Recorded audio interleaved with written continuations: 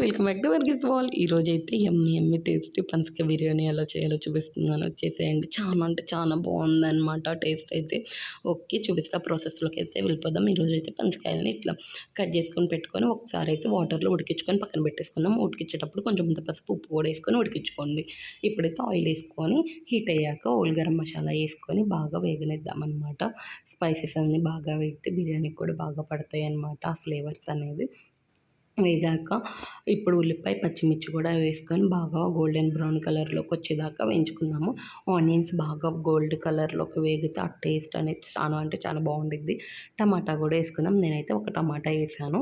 టమాటా అలానే బాగా ఉడకకూడదు, అలానే ఎక్కువ తక్కువగా కూడా ఉడకకూడదు అనమాట. పర్ఫెక్ట్గా మీడియం సైజుగా అట్లా ఉడికితే చాలు. ఇంకప్పుడు పసుపు అంతే, అల్లం పేస్ట్ కూడా వేసుకొని బాగా అయితే మిక్స్ చేసుకుందాం. నేనైతే 2 టేబుల్ స్పూన్స్ అయితే అల్లం పేస్ట్ వేసుకున్నాను. బాగా పచ్చివాసన పోయేదాకా అయితే ఉడికించుకుందాం, అదే వేయించుకుందాం అనమాట.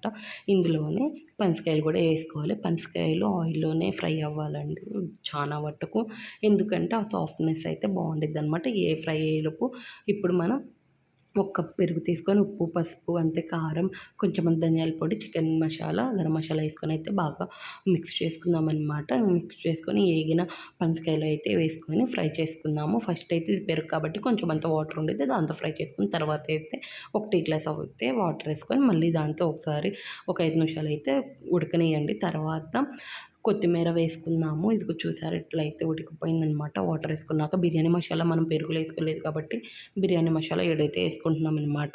ఇప్పుడు కొంచెం కొత్తిమీర వేసుకొని అరగంట సేపు నానబెట్టిన బియ్యం అనమాట. మీరు బాస్మతి రైస్ అయితే బాస్మతి రైస్ వేయండి, నార్మల్ అయితే నార్మల్ వేయండి. నేనైతే నార్మల్ రైస్ అయితే వేస్తున్నాను అనమాట. హాఫ్ అన్ అవర్ అయితే ఉడికించుకున్నాను. బాస్మతి రైస్ అయితే దానికి కొంచెం ఒక హాఫ్ గ్లాస్ తగ్గించేయండి. నార్మల్ రైస్ అయితే గ్లాస్కి ఒక 2 గ్లాసెస్ అయితే డబుల్ వాటర్ అయితే పోసుకోండి. ఇట్లా అయితే రైస్ వేసుకొని ఒకసారి బాగా వేయించుకుందాం అనమాట. ఎందుకు అంటే రైస్కి బాగా పట్టిద్ది ఫ్లేవర్స్ అనేది ఇట్లా వేయించుకోవడం వల్ల.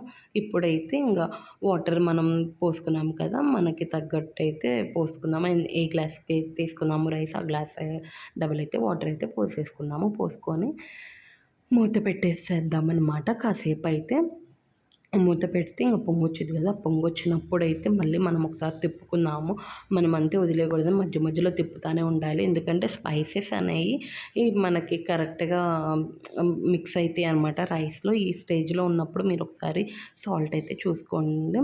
నాకైతే పర్ఫెక్ట్గా సరిపోయింది అనిపించింది. మీకు సరిపోతే మీరు వేసేసుకోండి. ఇది ఇట్లా పొంగొచ్చాక చెప్పాను కదా, మధ్య మధ్యలో అయితే తిప్పుకుంటూ ఉండాలన్నమాట. ఎందుకంటే పర్ఫెక్ట్గా అయితే మసాలాస్ అన్నీ స్ప్రెడ్ అవుతాయి అనమాట. ఇప్పుడైతే మూత పెట్టేసుకుందాము. పొంగు వచ్చేసింది కదా, ఒకసారి తిప్పుకొని మూత పెట్టుకొని ఒక 5 మినిట్స్ అట్లా ఉంచుకుందాం. అంటే నీరు తీసేదాకా అనమాట. నేనైతే ఇంక చూసారు మూత తీస్తే అట్లా వచ్చేసిందో బాగా 90% దాకా కుక్ అయిందండి. ఇంకొక 10% ఉందనమాట. ఒక్కసారి ఈ స్టేజ్లో ఇట్లా కొంచెం నీరు ఉంది అనగా మనం కిందది పైకి వేసేస్తే మాత్రం ఆవిరి ఉండేది మొత్తం అయితే బయటకు వచ్చేసి బాగా కుక్ అయిద్ది అనమాట.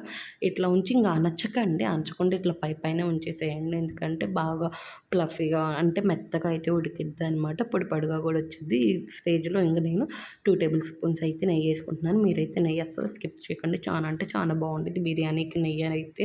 నేనైతే 2 టేబుల్ స్పూన్స్ వేసుకుంటున్నాను. మీకు ఇష్టం ఉంటే వేసుకోండి, లేకపోతే స్కిప్ చేసేసేయండి. స్కిప్ చేయకపోవడం మంచిది. నన్ను అడిగితే మాత్రం చాలా అంటే చాలా బాగుండిద్ది అనమాట.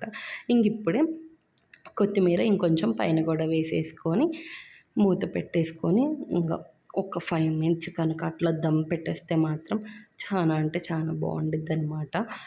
రెసిపీ మాత్రం మీకు నచ్చితే ఒకసారి లైక్ చేసేయండి, అంతే కమెంట్ చేసేయండి, సబ్స్క్రైబ్ కూడా చేసుకోండి. పనసకాయ బిర్యానీ అయితే రెడీ అయిపోయింది. కొత్తిమీర కూడా వేసేసుకున్నాను.